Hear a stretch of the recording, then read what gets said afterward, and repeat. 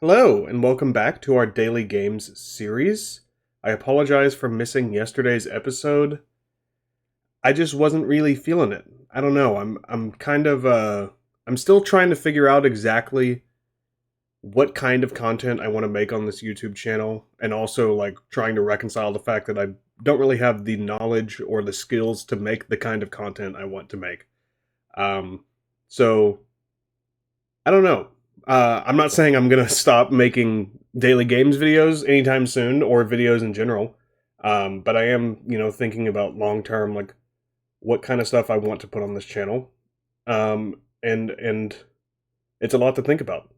But short term, I just wasn't really up to recording last night, so I didn't. I figure, it's better to just take some time off every now and then than burn myself out on what is ostensibly a hobby. Um, but I am feeling it up for it tonight, and I'm very excited to dive back in. So that's enough of that preamble. Let's jump into Worldle. And I don't know what this is. I feel like Worldle has kind of like come from my head recently. I did play Worldle offline yesterday, and it was Argentina. That was a very obvious one. But on camera, we're on this real streak of not really recognizing it at the beginning. And I don't. Maybe this would be like Romania or Bulgaria. Those would be the two options. I think Romania. I think this looks a little. Romania is like fatter.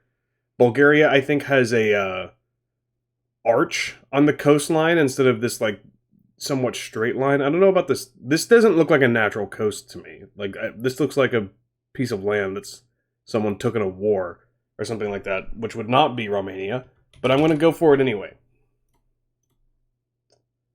It's very close. This must be Poland. That doesn't look like Poland to me. I suppose it could be. I do think Poland has a little bay right here on the Baltic Sea. It could also be Lithuania, I suppose. I think those are really our only two options. I wouldn't call Lithuania northwest of Europe, of Romania. I would call it due north. But we've seen time and time again that Worldle and Globle and Flagle have different definitions of directions than normal human beings do. So I think I'm gonna go Poland, but I'm worried they're gonna fuck me like they always do. All right, they didn't. It's Poland. Okay. Perhaps made that a little more complicated than it needed to be, but we did get there relatively quickly. And I will start with Romania. Poland's not quite in the sweet spot. Romania is like really on the edge of the sweet spot, in my opinion, but it is still in the general area. We're within 5,000 kilometers, so, not super helpful, but that's why we guess in this area. So we know we're in the cradle of civilization somewhere. Being very loose with that term, obviously, I think that originally applies to like Mesopotamia, aka basically Iraq. Or actually, wait, does it apply to like sub-Saharan Africa, where the human species actually started? Now I'm confusing myself. Ignore me. Anyway, 5,000 kilometers from Romania. Guess what? I have not remembered to look up two countries that are 1,000 kilometers apart to create a go-to measuring stick. Maybe one day I'll actually remember to do that. But this is not that day. So I would say, 5,000 kilometers, I think, probably eliminates like all of Europe. Surely. If Norway and Nepal is 6,500, I don't see how anywhere in Europe other than like maybe Iceland, come on, could be within 5,000 kilometers. So I'm going to go, let's go to Sudan to start off with. It's a little closer, but not the amount that I would expect if we were going in the right direction. So I think we actually need to go west or east.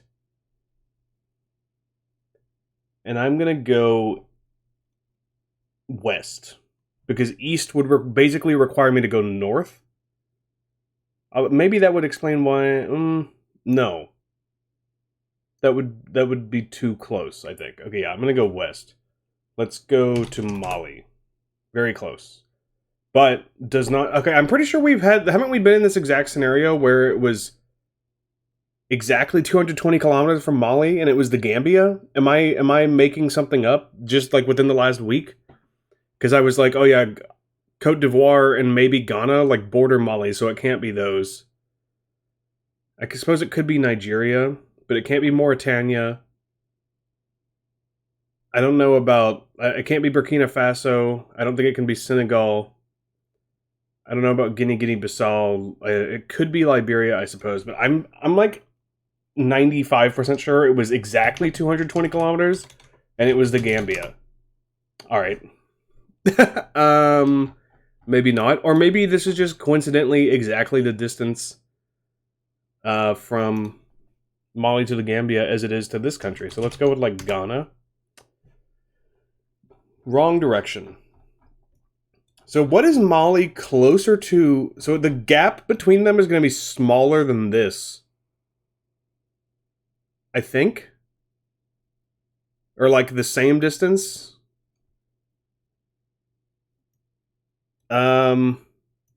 Maybe Liberia? Liberia borders this country. It can't be Ivory Coast.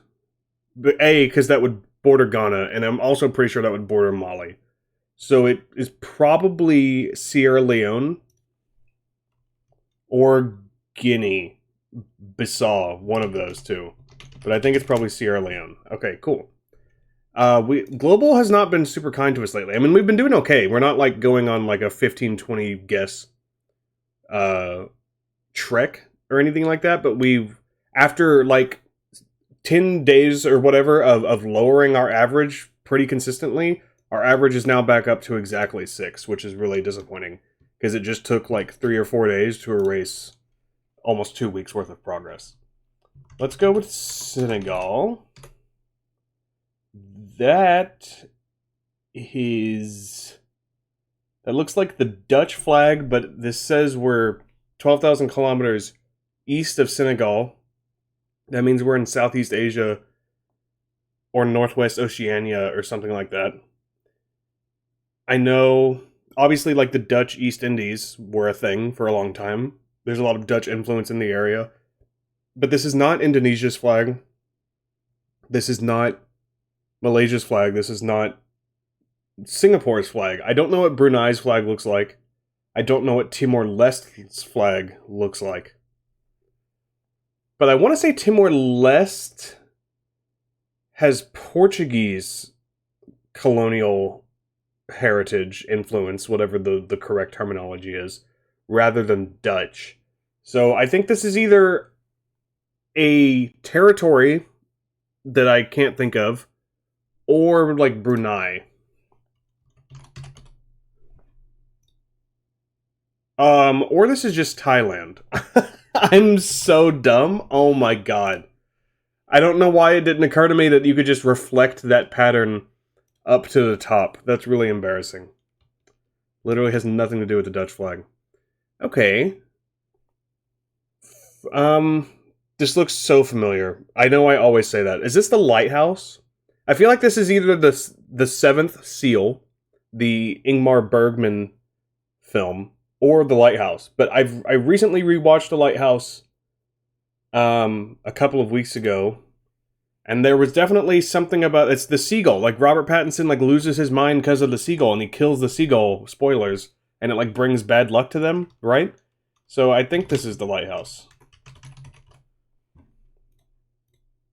Yes. That's, like, for sure 2 in a row, and maybe, like, 3 of our last 4 framed we've gotten on our first try after just getting our butts handed to us by framed for like 2 months or a month, however long I've been playing this. Oh my god, this movie is so good. I threw Posterdle and Moviedle in here again as a little makeup for not recording last night. I always try to guess what it is, early on, and it rarely works. It's only worked for me twice, and neither of them were on camera. It was Mad Max Fury Road and Inglorious Bastards. This, I believe, if I had to guess, I would go with Fantastic Mr. Fox, another Wes Anderson movie. But I doubt that's right. So let's dive in. I'm not gonna guess immediately, but I do want to guess by like 10 seconds or so if I can. This is Pulp Fiction. So not even close to Fantastic Mr. Fox.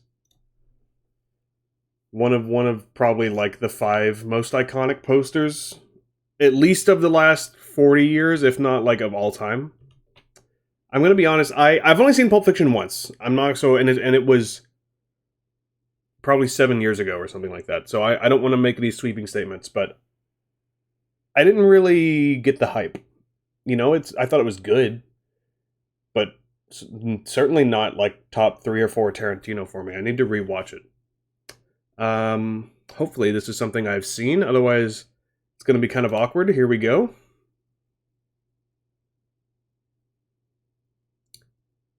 That was a lot. Okay. I think there was a basketball game at the end, but I also swear I saw like a police officer wearing the kind of hat you wear in like really cold weather. I can't remember what it's called, that like covers your ears. So that would make me think like Fargo, but also I kind of think I saw Arnold Schwarzenegger, so I'm like, maybe this is Jingle All the Way. But is Jingle All the Way I thought that took place in like California. But also, like, was there not a basketball game going on at the end? I think I'm gonna go Jingle All the Way, just because I really feel like I saw Arnold Schwarzenegger. Nope. All right, let's lock in. Oh yeah, that's just straight up a football movie. There was literally no one wearing the hat. I don't know what I thought I saw. I didn't get a good look at like anything actually happening other than there was football, and I think maybe I saw some green and gold, so let's go with Rudy. Alright, it is Rudy. That's another movie I don't really understand the hype for. Sports movies in general, I'm very hit or miss, and like 90% of the time miss for me. It's probably for me to enjoy a sports movie, it needs to be more like behind the scenes, like Moneyball. I usually don't enjoy movies where the actual game is depicted, unless it's like a camp, like over the top version of it, like something like The Sandlot. But that's not really a sports movie. It just has sports in it. Anyway, moving on to Actorle. What are we dealing with?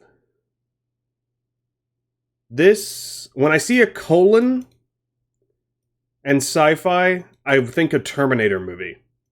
Termina. Nope. Alright. These two look...